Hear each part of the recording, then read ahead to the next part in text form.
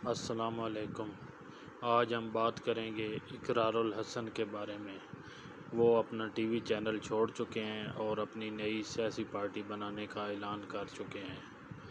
جیسا کہ کہاوت مشہور ہے، جب بدبختی آتی ہے تو اچھا بھلا انسان بھی بہک جاتا ہے۔ انسان کی زندگی میں حالات کا بہت گہرا اثر ہوتا ہے۔ کبھی وقت سازگار ہوتا ہے تو انسان ترقی کی منزل طے کرتا ہے، اور کبھی حالات ایسے رخ اختیار کر لیتے ہیں کہ ایک سمجھدار اور ایک نیک انسان بھی غلط راستے پر چل پڑتا ہے۔ اسی حقیقت کو اسی مقولے میں بیان کیا گیا ہے کہ جب بدبختی آتی ہے تو اچھا بھلا انسان بہک جاتا ہے۔ بدبختی سے مراد وہ مشکل حالات ہیں جو انسان کو ذہنی، معاشی یا جذباتی طور پر کمزور کر دیتے ہیں۔ جب انسان پر مشکلات کا پہاڑ ٹوٹ پڑتا ہے، اس کے پاس وسائل کم ہو جاتے ہیں یا اسے مسلسل ناکامیوں کا سامنا کرنا پڑتا ہے تو اس کا حوصلہ ٹوٹنے لگتا ہے۔ ایسے میں وہ صحیح اور غلط کی تمیز کھو بیٹھتا ہے اور وقتی فائدے کے لیے غلط فیصلے کرنے لگتا ہے۔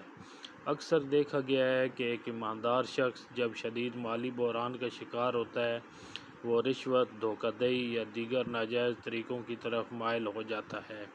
اسی طرح ایک صابر انسان جب مسلسل ظلم یا ناانصافی برداشت کرتا ہے تو وہ بھی انتقامی رویہ اختیار کر سکتا ہے۔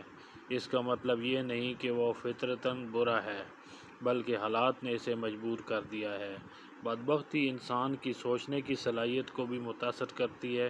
جب ذہن پریشان ہو تو انسان جلد بازی میں فیصلے کرتا ہے، وہ دور اندیشی سے کام نہیں لیتا اور اپنے اعمال کے نتائج پر غور نہیں کرتا۔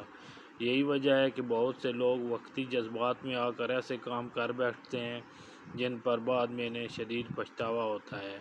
تاہم یہ بھی حقیقت ہے کہ ہر انسان بدبختی میں بہک نہیں جاتا۔ کچھ لوگ مضبوط اعصاب اور پختہ ایمان کے مالک ہوتے ہیں۔ وہ مشکلات کا صبر اور حوصلے سے مقابلہ کرتے ہیں اور غلط راستہ اختیار نہیں کرتے۔ ایسے لوگ ہمارے لیے مثال ہیں کہ حالات کیسے بھی ہوں، انسان کو اپنی اقدار اور اصولوں پر قائم رہنا چاہیے۔ ہمیں چاہیے کہ ہم دوسروں کے حالات کو سمجھیں اور ان پر جلدی فیصلے نہ کریں۔ جو شخص غلطی کر بیٹھا ہو، ممکن ہے وہ حالات کا شکار ہو۔ اسی طرح ہمیں خود بھی کوشش کرنی چاہیے کہ مشکلات کے وقت صبر، برداشت اور مثبت سوچ کو اپنائیں۔ اگر ہم اپنے رب پر بھروسہ رکھیں اور درست راستے پر قائم رہیں تو بدبختی کے اثرات سے بچ سکتے ہیں۔ آخرت میں یہ کہا جا سکتا ہے کہ بدبختی واقعی انسان کو بہکا سکتی ہے، لیکن یہ انسان کی قوت ارادی اور کردار پر منحصر ہے کہ وہ خود کو اس بہکاوے سے بچائے۔ ایک مضبوط انسان وہی ہے جو مشکل وقت میں بھی سچائی اور نیکی کا دامن نہ چھوڑے۔ اقرار الحسن بھی شاید اسی قسم کے حالات میں پھنس چکے ہیں۔ اچھے بھلے کام کو ٹھکرا کر نہ جانے کیا سوجی کہ سیاست کا راستہ اختیار کر لیا، جو کہ پاکستان جیسے ملک میں ایک مشکل سفر ہے، اور سیاسی سفر کے اوائل میں ہی اپنی شخصیت کو انتہائی متنازع بنا ڈالا ہے۔ لاہور ایئرپورٹ پر FIA اہلکار سے تلخ کلامی کی ویڈیو سوشل میڈیا پر وائرل ہے، جبکہ پوڈ کاسٹ اور انٹرویوز میں بھی اقرار الحسن بوکھلائے ہوئے نظر آ رہے ہیں۔